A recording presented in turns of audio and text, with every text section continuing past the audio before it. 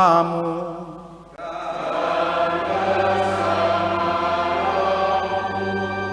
Inilah Injil suci menurut Lukas.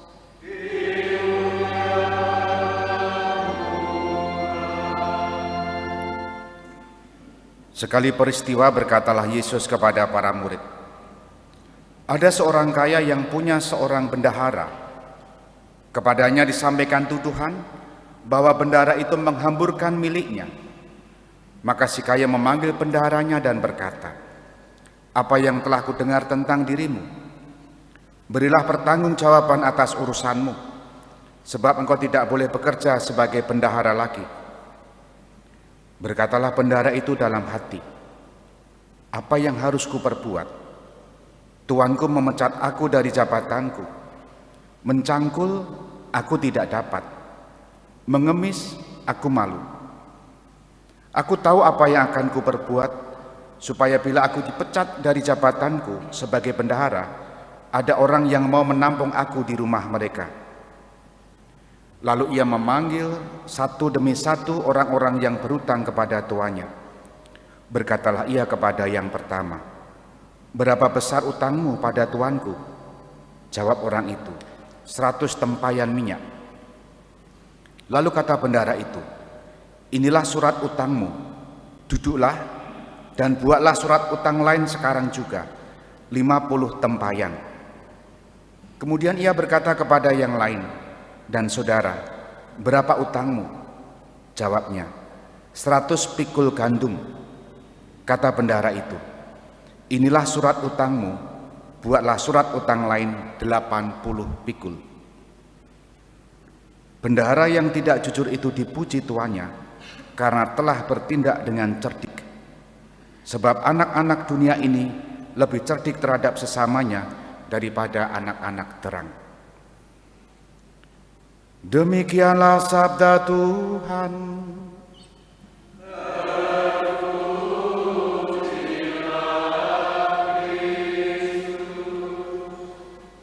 Saudari-saudara yang dikasihi Tuhan, selamat malam berkah dalam.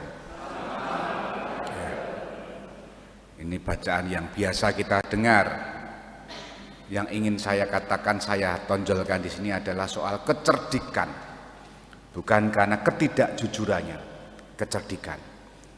Waktu saya kecil, dongeng yang terkenal adalah terkait dengan hewan yang cerdik itu siapa? Pinter, ganjil nyolong timun itu ya.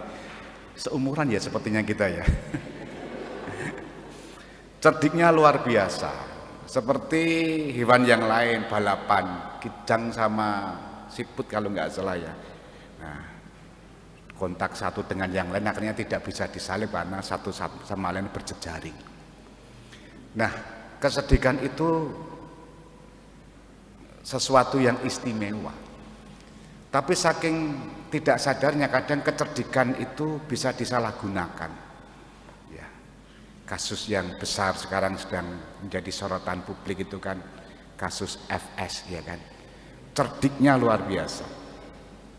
Skenarionya luar biasa. Kita tunggu hasilnya bagaimana, apakah kecerdikan mereka itu sungguh-sungguh bisa meloloskan hidupnya. Bagi saya sah-sah dan wajar-wajar karena memiliki akal budi, cerdik, lepas dari jeratan. Tapi biar hakim yang menentukan mana yang benar dan mana yang salah. Itu sisipan cerita. Kembali kepada Injil yang kita dengar, cerdik yang dimaksud itu apa oleh Injil hari ini?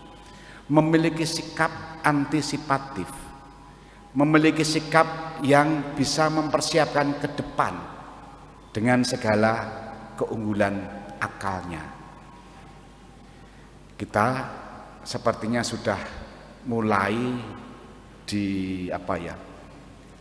bebaskan dari bayang-bayang pandemi. Dulu kita sadar, ingat awal-awal pandemi bagaimana tidak banyak orang yang beraktivitas, pekerjaan juga banyak yang hilang. Pelan-pelan sekarang ekonomi naik. Contohnya adalah banyak orang yang kuliner, jajan, kemudian juga sudah mulai sregep ziarah kelompok-kelompok lingkungan ya. Ziarah ke Gua Maria mana kemarin itu ya, sampai misa saja dilupakan, yang penting ziarah gitu kan.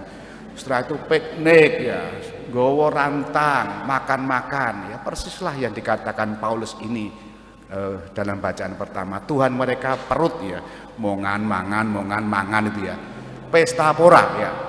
Ya kita juga seperti itu ya. Artinya masa pandemi kelihatannya sudah tidak menghantui lagi. Kegiatan-kegiatan menjadi lebih banyak, pesta-pesta makin banyak, kumpul makin banyak. Hari ini kita diingatkan supaya kita selamat, apa yang harus kita persiapkan? Utamanya keselamatan jiwa kita. Kesedihan itulah yang perlu kita asah, kita pakai agar kita dapat memperoleh keselamatan itu. Nah, ada banyak cara. Contoh yang barangkali Bapak Ibu hadapi sekali dalam hidup, yang sering sekali terjadi. Soal cerdik mempersiapkan waktu, mengelola waktu. Dalam satu hari ada 24 jam. Dari 24 jam itu berapa waktu Bapak Ibu untuk bekerja? Dan biasanya sudah lelah, tidak bisa istirahat dengan cukup, lalu melupakan hal-hal yang sifatnya rohani. Itu baru satu contoh. Maka kecerdikannya adalah bagaimana kita tetap memelihara jiwa kita supaya selamat. Yakni apa? Membangun tradisi hidup doa, itu salah satu cara. Dan hari ini Bapak Ibu juga cerdik juga, hal-hal yang sederhana. Meskipun capek, barangkali belum mandi, tugas di gereja kita sama-sama untuk adorasi sakramen Maha Kudus. Ini usaha untuk memelihara, meskipun waktu kita sangat terbatas. Kita jangan lupa mengantisipasi keselamatan jiwa kita, memelihara hidup rohani kita. Pesta boleh, tapi Paulus tadi mengingatkan jangan sampai itu menjadi orientasi hidup kita. Bahkan tadi disebut Tuhan mereka perut, artinya kritikan keras. Pesta pora itu membuat lupa untuk mengendapkan hidup kita, membangun relasi kita dengan Tuhan. Dan saatnya hari ini kita juga dengan kecerdikan kita mengantisipasi jiwa kita agar mendapatkan keselamatan itu dengan membangun relasi, menghormati sakramen Maha Kudus di hari Jumat pertama ini.